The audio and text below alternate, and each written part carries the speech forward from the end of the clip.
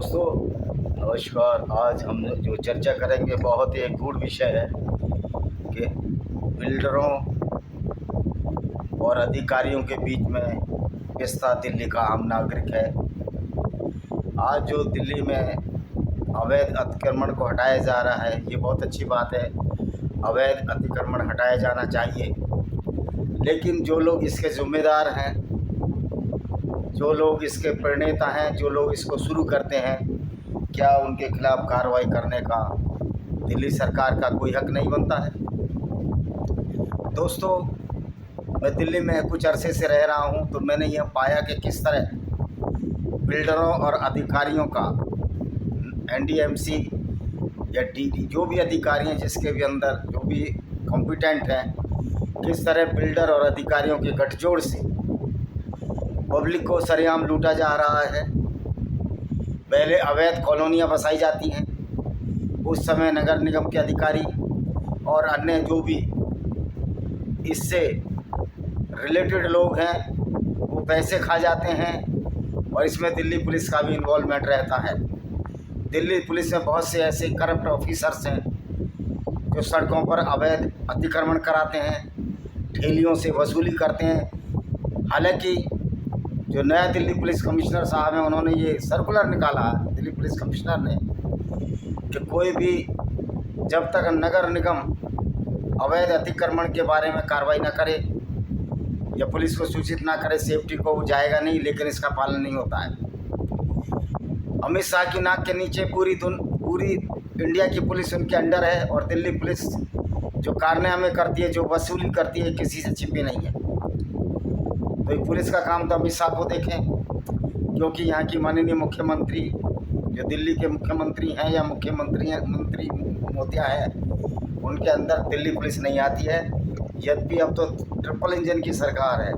जहाँ तक मुझे समझता हूँ कि नगर निगम में शायद बीजेपी का अधिकार है नहीं है, वो कोई मैटर नहीं रखता। जब दिल्ली पुलिस डबल इंजन की सरकार है तो सेंट्रल गवर्नमेंट के अंदर आती है। ये अमित शाह को दिल्ली पुलिस का करप्शन देखना चाहिए।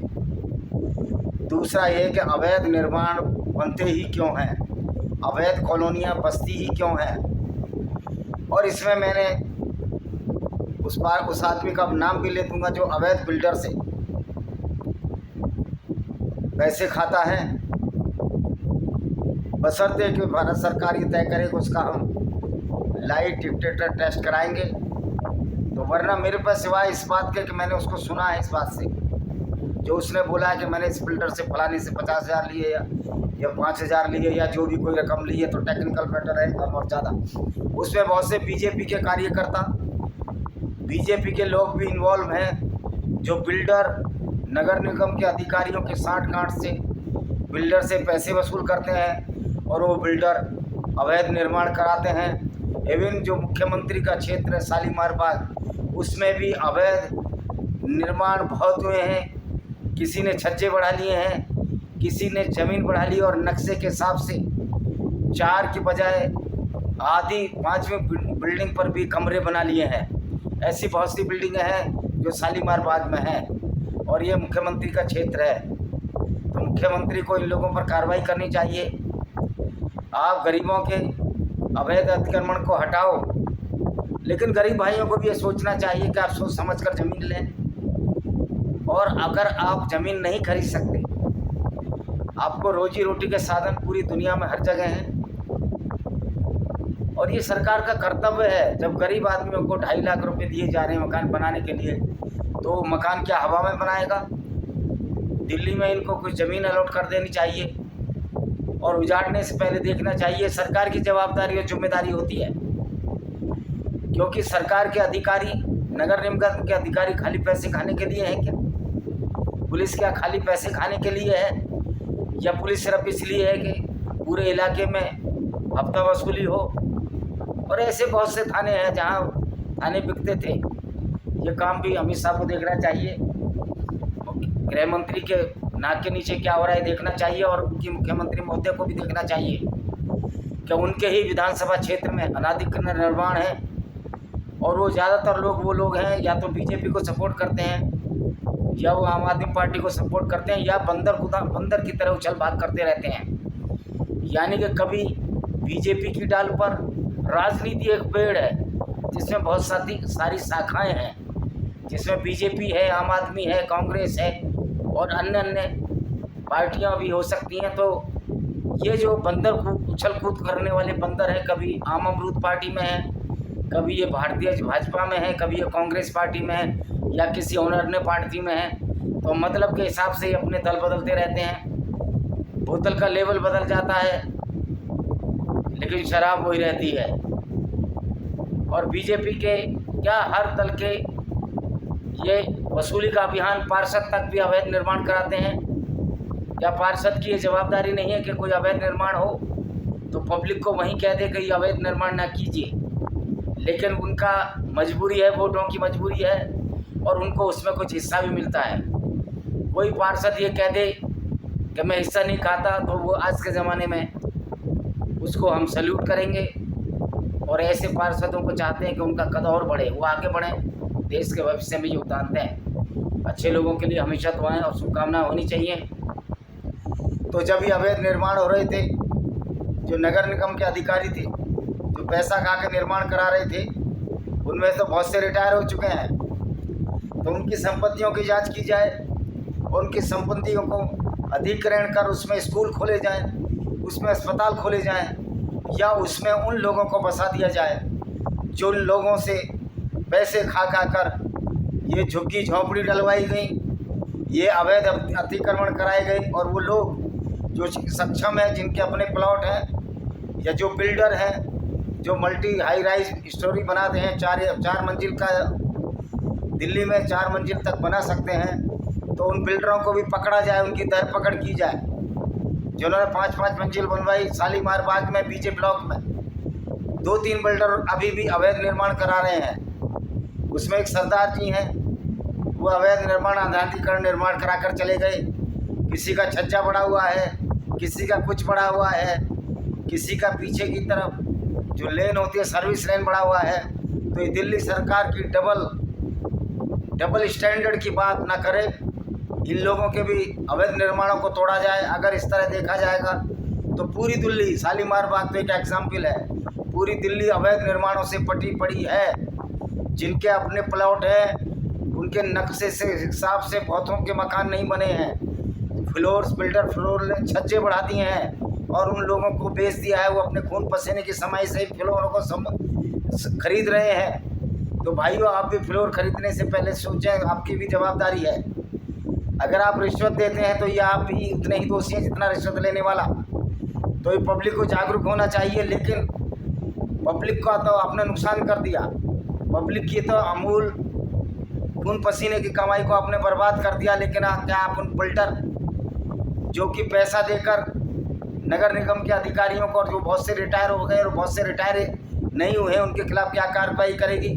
जो रिटायर हो गए उनके खिलाफ तो कार्रवाई हो सकती है, क्योंकि उन्होंने अपना जो गंदा पैसा, गलत पैसा अपने बच्चों के व्यवसाय में लगाया होगा, अपने बच्चों की प्रॉपर्टी उनके नाम खरीदने में लगाया होगा। तो ये सारी जांच हो सकती है, कोई बहुत बड़ी इसमें रॉकेट साइंस नहीं है।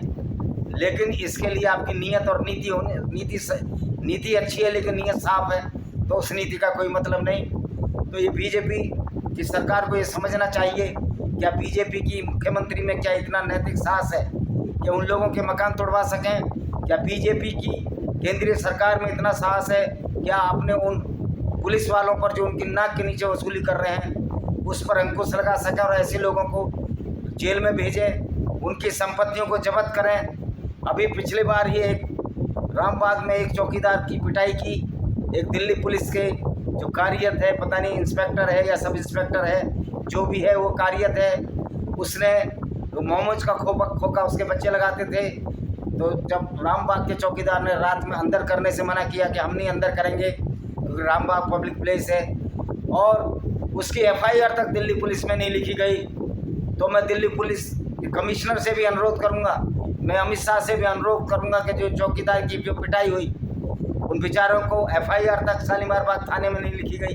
कौन सा ऐसा रूल है जिसमें कोई शालीमार बाग थाने का या कहीं का भी इंचार्ज एफआईआर लिखने से मना कर सकता है? और वैसे कहने को तो असिस्टेंट कमिश्नर पुलिस का वो ऑफिस है। तो सरकार इस बात पर भी संज्ञान लेगी और इस बात पर भी संज्ञान लेगी क्या बिल्डरों के ऊपर कोई कार्रवाई नहीं होगी? क्या उन नगर निगम के अधिकारियों पर कोई कार्रवाई नहीं होगी? क्या उन पुलिस वालों पर कोई कार्रवाई नहीं होगी? जो काली भेड़ें पुलिस में हैं, वर्दी जो खाकी वर्दी का निरादर कर रही हैं, क्या उन लोगों को जेल नहीं होगी? ये आपका कानून नहीं कहता? तो अमित शाह जी आपको सोचना चाहिए, प्रदेश के मुख्यमंत्री को सोचना चाहिए कि आप लोग गरीबों की रोजी रोटी उजाड़ रहे हो, कानून की मर्यादाओं में रहकर उजाड़िए, लेकिन आप उनके रोजी रोटी का प्रबंध कीजिए, उनके स्थान का प्रबंध कीजिए, उनको रहने का बंदोबस्त कीजिए। ये दिल्ली किसी के बाप की नहीं है। जो ये लोग समझते हैं कि यूपी बिहार के लोगों को हम भगा देंगे, मैं तो यूपी और बिहार के उस कोने से भी नहीं आता हूँ जहाँ के लोगों को भगाने की आप सोचते हो। मैं तो बिल्कुल निकटवर्ती शहर गाजियाबाद का रहने वाला हूँ। और तो दिल्ली को बिहारी, उत्तर प्रदेश, गुजरात, पूरी दुनिया के लोगों ने खून पसीने से सोचा है।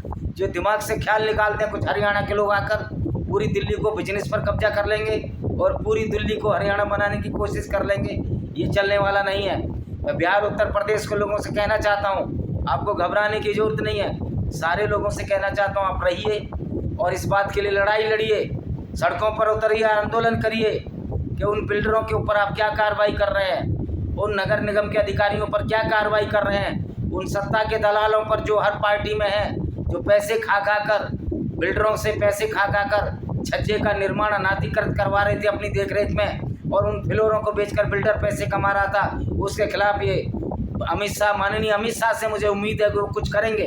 अगर नहीं करते हैं तो ये लड़ाई सड़कों पर ना जाकर फिर सुप्रीम कोर्ट में भी इसकी PI दाखिल की जाएगी और उन सब के अवैध निर्माणों की सर्वे कराई जाएगी जो दिल्ली में पैसे खा कर बिल्डरों ने नगर निगम के अधिकारियों को पैसा दिया और वो जो पैसा दिया तो बिल्डर ने उसके दाम बढ़ा दिए और वो गरीब दिल्ली वासियों के खून पसीने की कमाई जो बाहर से आता है अपनी रोजी रोटी कमाने के लिए, उसको लूटा गया। तो इस षड्यंत्र का पर्दाफाश होना चाहिए और दिल्ली वासियों को न्याय मिले।